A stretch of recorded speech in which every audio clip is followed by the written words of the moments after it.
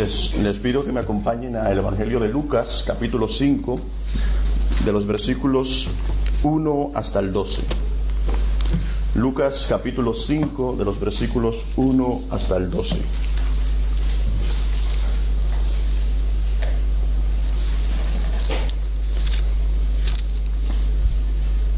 Lucas 5, 1 al 11. Aconteció que estando Jesús junto al lago de Genesaret, el gentío se agolpaba sobre él para oír la palabra de Dios. Y vio dos barcas que estaban cerca de la orilla del lago, y los pescadores, habiendo descendido de ellas, lavaban sus redes. Y entrando en una de aquellas barcas, la cual era de Simón, le rogó que la apartase de tierra un poco, y sentándose enseñaba desde la barca a la multitud. Cuando terminó de hablar, dijo a Simón: boga mar adentro, y echad vuestras redes para pescar. Respondiendo, Simón le dijo: Maestro, toda la noche hemos estado trabajando y nada hemos pescado, mas en tu palabra echaré la red. Y habiéndolo hecho, encerraron gran cantidad de peces, y su red se rompía. Entonces hicieron señas a los compañeros que estaban en la otra barca para que viniesen a ayudarles, y vinieron y llenaron ambas barcas de tal manera que se hundían. Y viendo esto, Simón Pedro cayó de rodillas ante Jesús, diciendo: Apártate de mí, Señor, porque soy hombre pecador. Porque por la pesca que habían hecho, el temor se había apoderado de él y de todos los que estaban con él, asimismo de Jacobo y Juan, hijos de Zebedeo, que eran compañeros de Simón. Pero Jesús dijo a Simón: No temas, desde ahora serás pescador de hombres. Y cuando trajeron a tierra las barcas, dejándolo todo, le siguieron.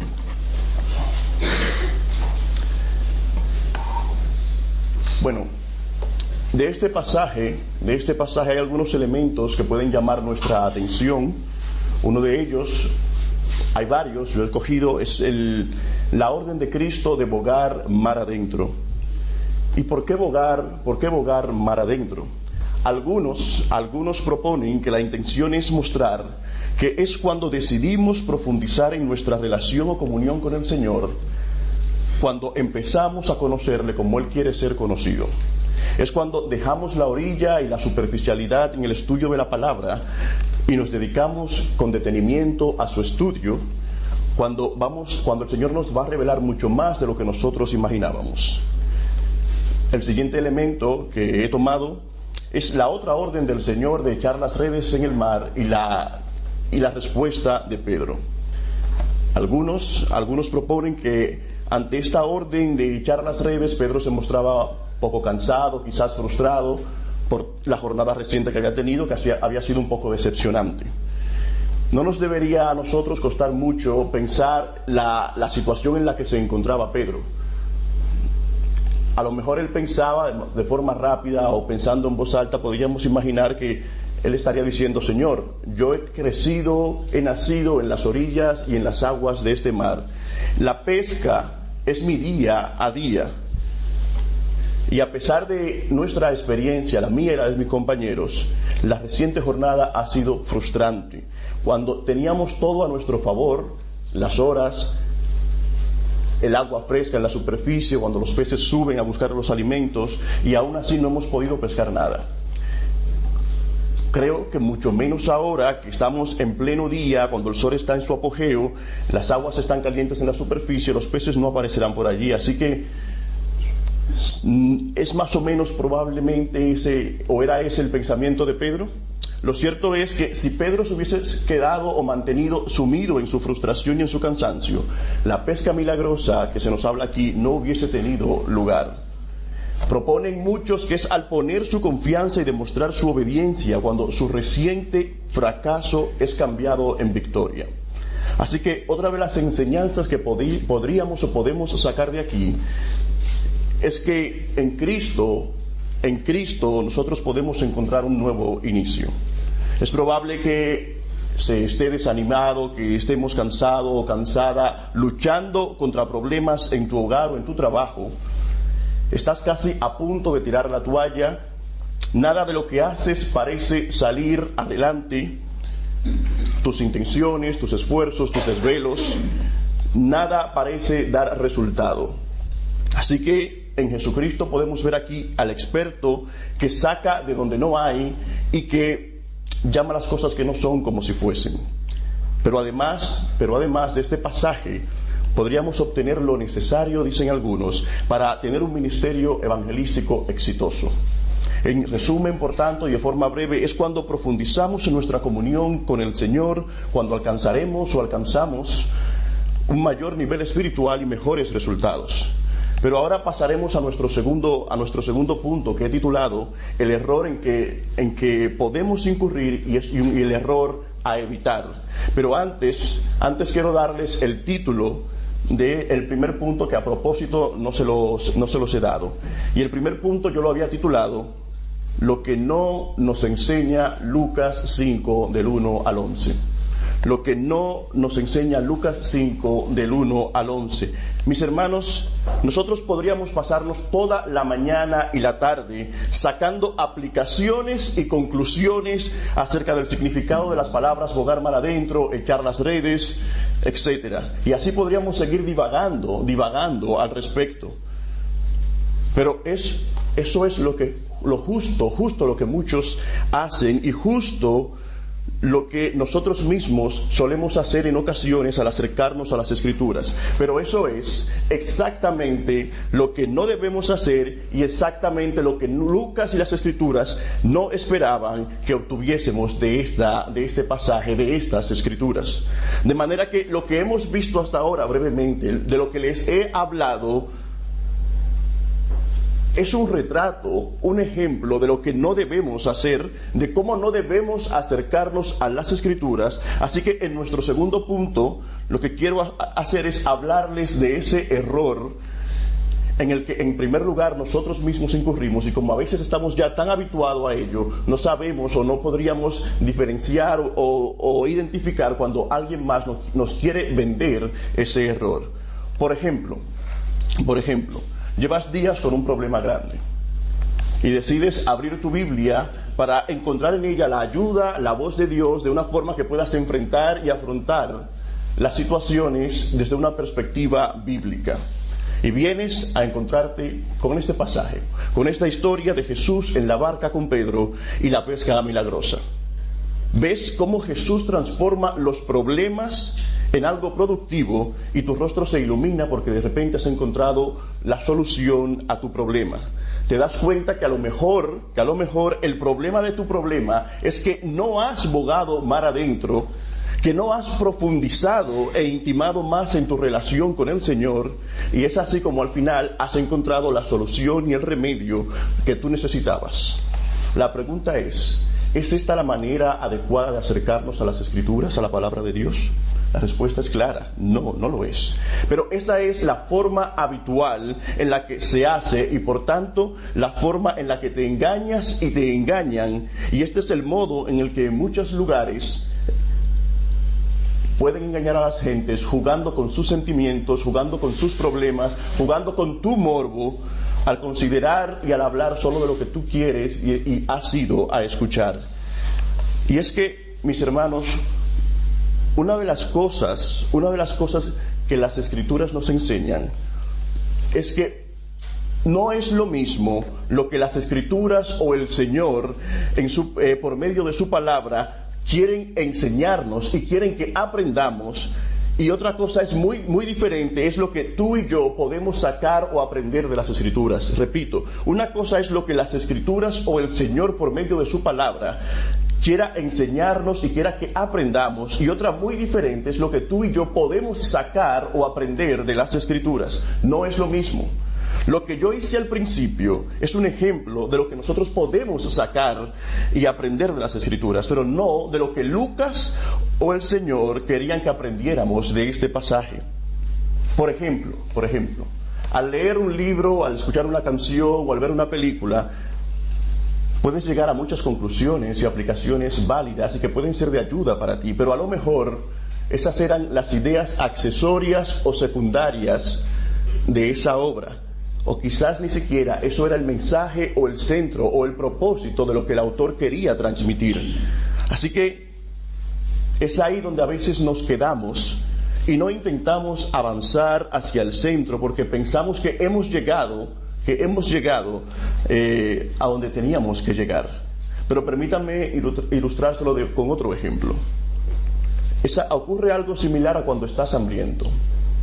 Un pequeño pedazo de pan no te saciará ni acabará con tu hambre, pero por momentos te confortará y mitigará tu necesidad, pero solo por momentos. Te servirá para seguir en pie o para seguir hacia adelante, pero por un tiempo. Cuando lees la Biblia de esta forma, buscando justo el remedio para tu dolencia, estás haciendo algo similar. Te quedas con ideas accesorias lo suficiente para lidiar con tu problema momentáneo, pero que no te saciará. Y en Juan capítulo 6, versículo 35, Cristo dijo: yo soy el pan de vida, el que a mí viene nunca tendrá hambre. Repito, yo soy el pan de vida, el que a mí viene nunca tendrá hambre. El Señor quiere que seamos saciados con su palabra principalmente. Y la idea no es que como ya habremos sido saciados, no volveremos a comer más de su palabra o de su pan, porque ya no tenemos hambre. No, la idea es que solo en las Escrituras tenemos los nutrientes necesarios para nuestro crecimiento, fortalecimiento en la fe y para nuestra santificación.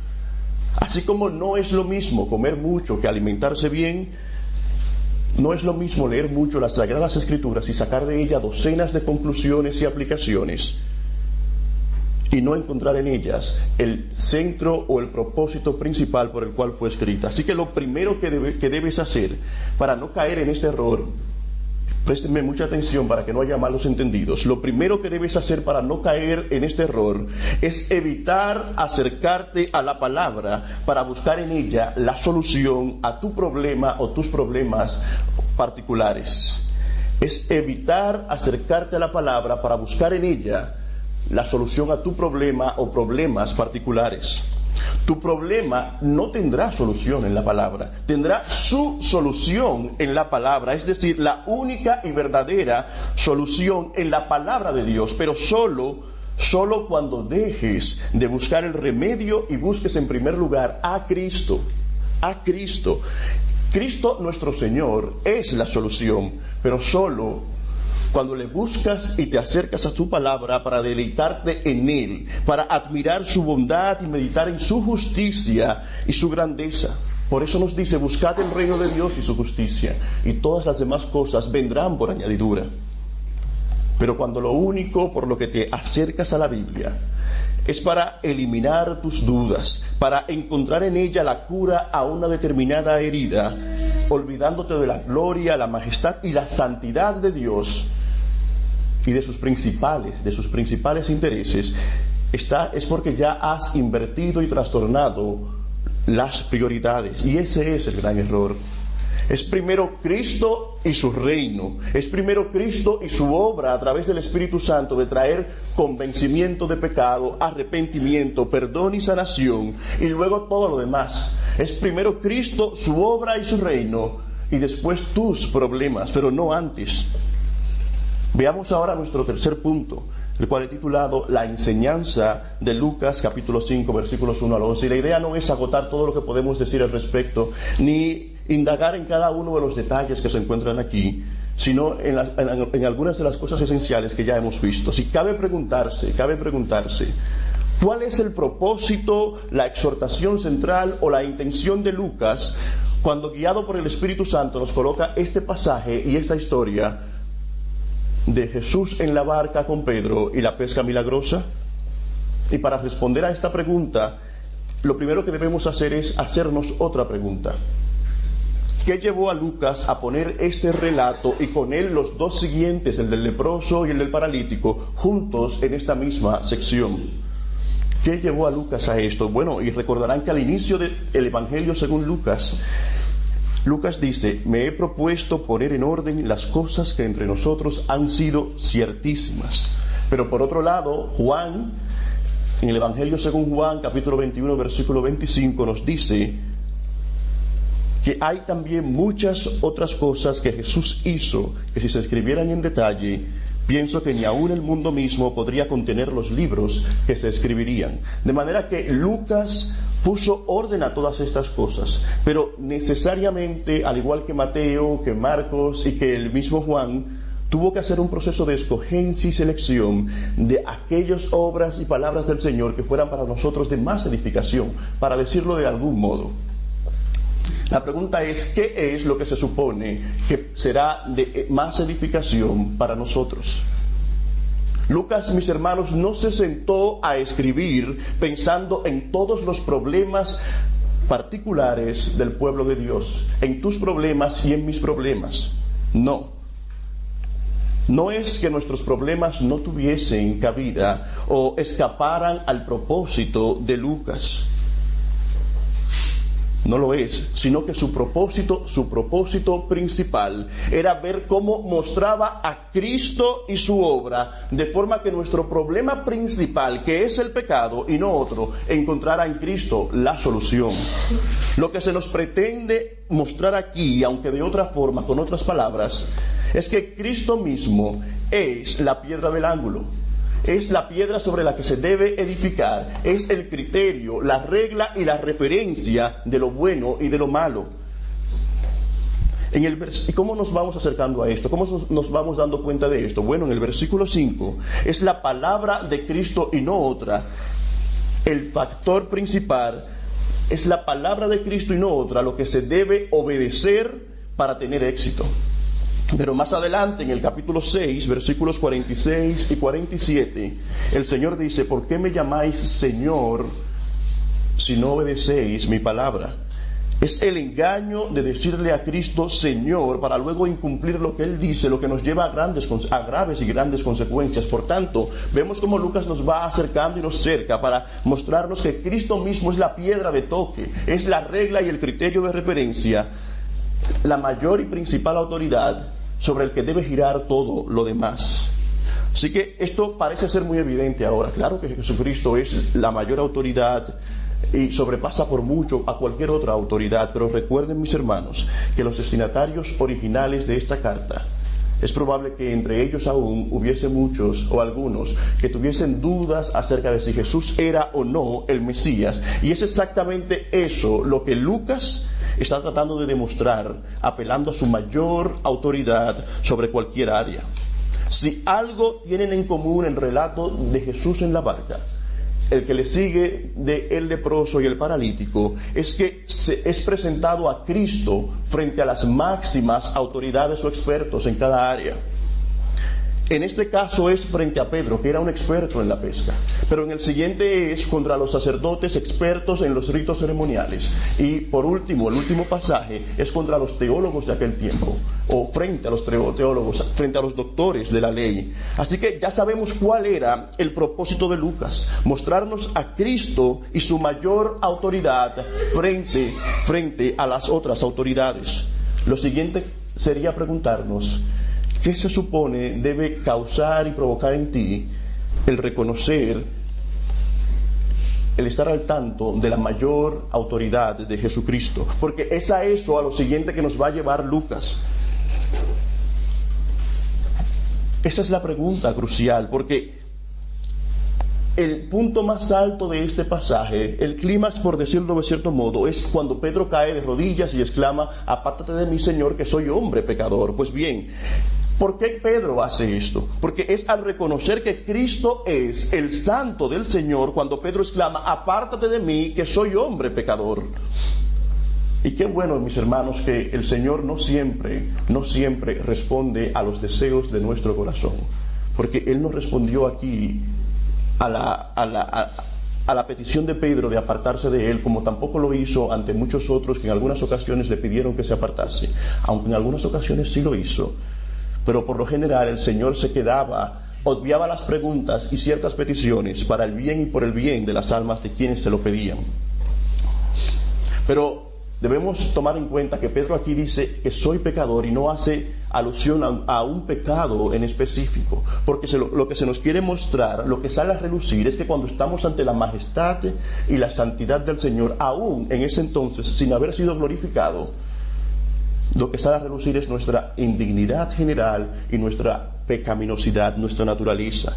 Así que al mostrarse ante Pedro como la verdadera autoridad, nuestro Señor lo que produjo en él fue la apertura de sus ojos del alma. La forma en la que Cristo impacta tu vida y en la que se hace evidente que el Espíritu Santo está llevando una obra de convencimiento de pecado, no es el hacerte hablar nuevas lenguas, el hacerte saltar, el hacerte dejar ciertas cosas o adicciones o actos que eran altamente perjudiciales. Hay muchas personas allá afuera que pueden hacer todo esto y aún no han conocido a Cristo. Cuando has tenido un encuentro con Cristo, y es lo que pasó con Pedro, sin duda que no solo dejaremos de hacer muchas de las cosas que antes hacíamos, pero lo primero que notarás es un cambio en lo interior, y lo segundo, o lo primero que manifestarás será un cambio en el externo, pero primero va lo interno y luego lo externo. ¿Qué fue lo que convenció entonces a Pedro de pecado? Algunos basados en el versículo 8 que acabamos de leer. Versículos 8 y 9, donde se nos dice: viendo esto, Simón Pedro cayó de rodillas ante Jesús, diciendo: apártate de mí, Señor, porque soy hombre pecador. Y porque la pesca que habían hecho, el temor se había apoderado de ellos. Algunos, al leer esto, creen específicamente o exactamente que fueron los milagros o el milagro el que convenció a Pedro de haber sido o de ser un pecador. Pero nosotros sabemos y debemos estar conscientes, mis hermanos, que los milagros por sí solos no traen salvación. Lo que impactó y convenció a Pedro y lo que cambió su vida no fue el milagro. Fue la persona de Cristo. El propósito, como siempre lo ha sido, era dirigir la mirada de Pedro hacia Jesús como el Mesías, y eso fue lo que hizo Pedro. Pero justo antes, Pedro había tomado una decisión de echar la red en el nombre del Señor. Hasta entonces, el motivo de Pedro para echar la red siempre había sido más o menos el mismo: el de su sustento, el de capturar peces para el sostenimiento de los suyos y de él. Pero el Señor, al estar con Pedro en la barca, en su barca, aprovecha la ocasión para mostrarle a Pedro y para recordarnos a nosotros que Él es el Señor de los peces y de los pescadores, el Señor de la naturaleza y el Señor de nuestro trabajo diario. Esto no debe pasar o no debería pasar por desapercibido para nosotros. Lo que se nos muestra aquí es al Señor en medio del trabajo diario. Él no solo quería ser el director del trabajo de Pedro: Pedro, vete por aquí, Pedro, echa las redes más allá, boga más profundo, sino que Él también quería ser el porqué y la motivación, el motivo del trabajo de Pedro, el motivo de nuestro trabajo. ¿Cuál es el motivo por el cual te levantas cada día a trabajar? ¿Es un motivo o una esperanza meramente material para poder satisfacer tus necesidades, o va más allá? ¿Lo haces para la honra del Señor y para obedecerle a Él, o es otra cosa la que te mueve para levantarte cada día a trabajar? Pedro suele ser muy señalado y acusado para mal a veces, pero muy pocos nos atrevemos y se atreven a hacer lo que él hizo. Cuando apenas tenía poco tiempo de haber conocido, escuchado y estar en contacto con el Señor, solamente escuchó la voz de Cristo y su orden para ponerse manos a la obra. Mientras tanto, nosotros, que desde hace mucho tiempo sabemos quién es Jesús, lo que ha hecho por nosotros y lo que demanda de nuestro trabajo, bien que podríamos tener mucho más motivos que Pedro para sentirnos más pecaminosos. Y estas son las implicaciones que salen de esto, mis hermanos. Pregúntate cuántas veces has ido a trabajar no solo por el beneficio material en primer lugar o por el disfrute que eso te proporciona, sino ante todo para agradar a Dios. Pregúntate eso, porque como ciertamente dice un autor, si es un pecado que nosotros salgamos y vayamos todos los días a trabajar en primer lugar por el disfrute o por las necesidades materiales, olvidándonos de agradar a Dios. ¿Cuántos días habremos pasado totalmente en pecado, trabajando por tus intereses principalmente, y no para la gloria, para la honra y para obedecer al Señor? ¿Cuántos días habremos pasado totalmente en pecado, pensando solo en nuestros intereses? Vemos entonces cómo hay un antes y un después en la visión de Pedro del trabajo. Pedro mismo era la razón por la cual él echaba la red. Pero ahora Pedro había comenzado a trabajar en primer lugar para honrar al Señor. Por eso dice: en tu nombre echaré la red. El Señor de su trabajo diario y de nuestro trabajo diario, de tal manera que lo hizo de tal manera que lo dejó todo para seguirle. Ahora bien, mis hermanos, el llamado de Pedro fue un llamado particular como el de los otros apóstoles. Era una forma de mostrarnos de algún modo cómo Dios y su reino deben ser nuestra prioridad. Pero ¿significa todo esto que debemos cada uno de nosotros dejarlo absolutamente todo, como Pedro, para salir a proclamar el Evangelio? ¿O acaso no puedes tú ser de bendición allí donde Dios te ha colocado? Si prestas atención, verás que la plataforma de la que Pedro salió para convertirse en pescador de hombres había sido la plataforma de su trabajo diario, la plataforma de haber sido un pescador de peces. Su experiencia con Cristo fue en el contexto de su área de trabajo. Así que si decimos ser siervos y seguir al Señor, ya el concepto de trabajo espiritual y secular no debe significar algo distinto para nosotros. Más bien deben ser términos distintos de un espectro indivisible o indiviso. Así que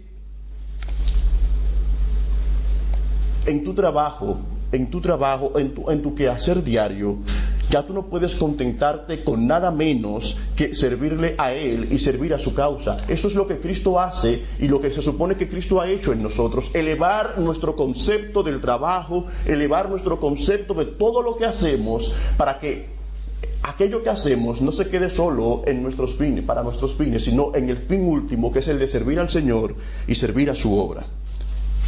Así que en resumen hemos visto hasta aquí cómo el propósito de Lucas al escribir este pasaje o colocar este pasaje aquí es en primer lugar mostrarnos la autoridad de Cristo frente a las otras autoridades, y lo ha hecho así para mostrarnos y poner delante de nosotros lo que es la solución a nuestro principal problema, que es el pecado y no otro. Y hemos visto también cuál es el modo correcto de acercarnos a la palabra, no para buscar en ella la solución a mi problema reciente o particular, sino a mi gran problema, que es el pecado y mi situación delante de Cristo. Hemos visto que podemos estar engañados cuando nos acercamos con toda buena intención a las Escrituras, pero si nos acercamos a ella de una forma totalmente humanista, centrándonos en nosotros. Pero todo esto que hemos visto es reforzado además, como hemos visto, como hemos leído antes, por cómo Lucas nos muestra las dos historias siguientes. En la siguiente historia vemos la sanación y el milagro que nuestro Señor hizo con el leproso y que envió hacia los sacerdotes.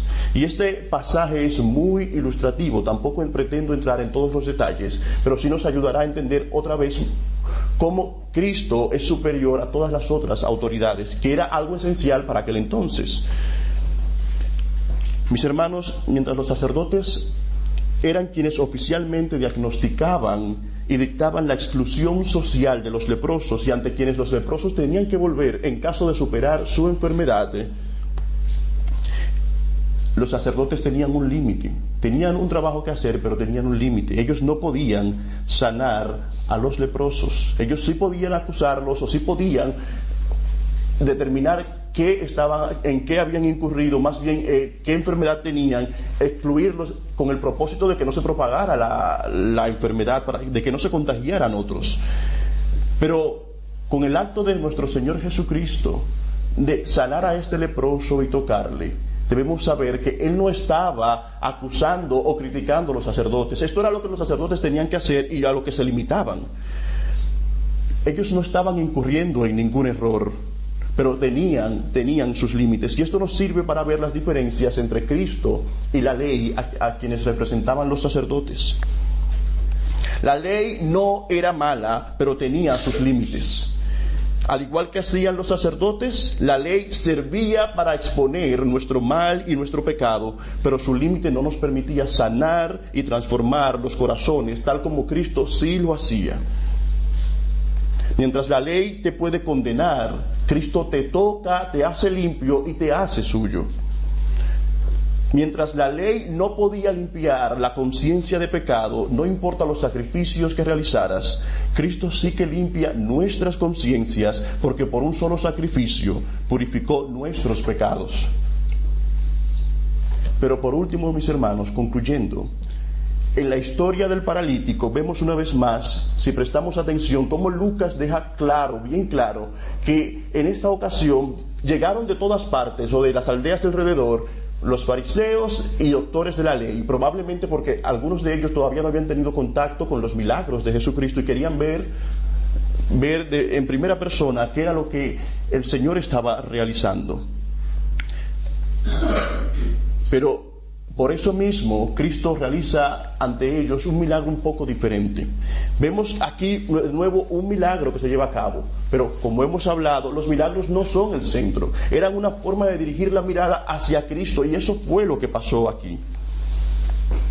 Estos hombres eran los enseñadores oficiales del Antiguo Testamento, de manera que el hecho de que Jesús les mostrara que Dios era o se deleitaba en perdonar a los pecadores no era algo nuevo para ellos. Entonces, ¿cuál era el propósito de Cristo al sanar al paralítico? ¿Cuál era?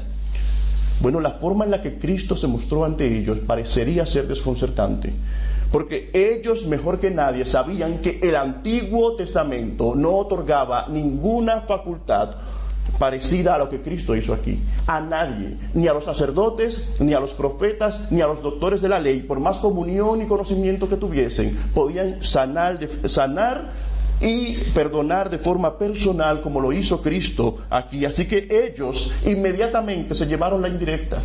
Ellos entendieron las implicaciones de todo esto. Solo el Mesías, Hijo de Dios, aquel con la suprema autoridad, era capaz de otorgar lo que solo Dios podía otorgar, lo que solo Dios podía hacer. Pero, mis hermanos, yo quiero terminar llamando vuestra atención a algo quizás más importante para nosotros, y es el hecho de que tanto Pedro como el leproso fueron sanados y fueron impactados, pero fueron enviados como testimonio a los demás. No todo quedó en ellos en un momento de gloria. El propósito era y es también salir a proclamar en nuestro entorno lo que Dios ha hecho con nosotros. Cuando el paralítico es sanado, él sale y se dirige hacia su casa glorificando y alabando a Dios, y aquellos que le veían también hacían lo mismo porque le veían andar. Y la palabra andar puede servirnos a nosotros para entender que cada vez que se habla de andar, en muchas ocasiones en el Nuevo Testamento, es un sinónimo, una manera de mostrarnos la forma de vida y el estilo de vida que ahora los creyentes tenemos en Cristo. Por eso en Efesios capítulo 4 versículo 17 se nos dice que ya no andemos como los gentiles que andan en la vanidad de su mente. De manera que esta última demostración del Señor se convierte para nosotros en una palabra o una parábola de lo que quiere decir o lo que lo querían decir los apóstoles cuando hablaban de la provisión que nuestro Señor hace para capacitar a aquellos que Él perdona para andar en novedad de vida. Así que, ¿qué es lo que ha hecho Cristo en nosotros? ¿Qué es lo que ha hecho Cristo en ti que te está haciendo andar de una manera? ¿O no ha hecho nada? Si piensas que Cristo no ha hecho nada, solo me queda decir que no endurezcas tu corazón a su palabra, que aún es tiempo, hoy es el tiempo aceptable, pero sobre todo que pensemos y meditemos que nuestro objetivo principal cuando nos acercamos a las Escrituras es buscar en ella la gloria, la honra y y la majestad de nuestro Señor y no buscar en ella nuestra solución más inmediata. Es solo en Cristo que tenemos la solución a nuestros problemas, pero cuando nos deleitamos en Él y no en otra cosa. Así que vamos a dejarlos hasta aquí, vamos a terminar en oración.